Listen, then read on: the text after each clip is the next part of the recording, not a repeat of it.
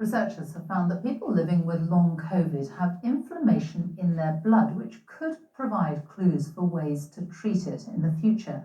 A UK study looking at hundreds of people who've been seriously ill with COVID found that their immune system remains overactive long after catching the virus.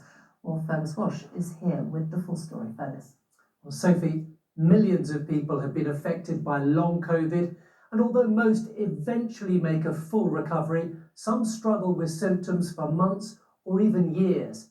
The study followed more than 650 patients in the UK who'd been treated in hospital with severe COVID. 6 months on, 2 in 3 were still experiencing symptoms, including heart and lung problems such as shortness of breath, fatigue, gut issues, anxiety, depression, and brain fog.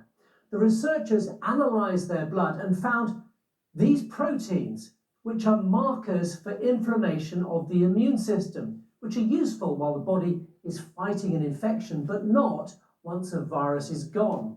The scientists say there's strong evidence that long COVID is caused by different types of post-viral inflammation. I think this is really exciting for us. It's the biggest study of its kind.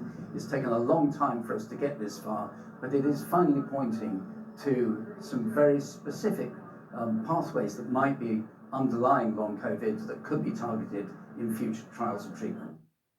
Now, this is Tracy Evans. She was a care assistant before contracting COVID in early 2021. Tracy ended up on a ventilator in hospital, and 3 years on, she still can't work due to a raft of long COVID symptoms.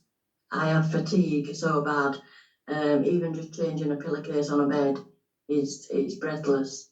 I can't walk far, even to a local shop which isn't far, I can't walk. I have shooting pains all over my body. I've got really bad brain fog. I forget what I'm saying, I forget what things are. If somebody's talking to me, I can just stare at them blank. A blood test to help diagnose long COVID is still some way off, but it's hoped this research could eventually lead to new treatments with existing drugs being trialled to target areas of the immune system which are triggered by long COVID. Sophie. Thank you.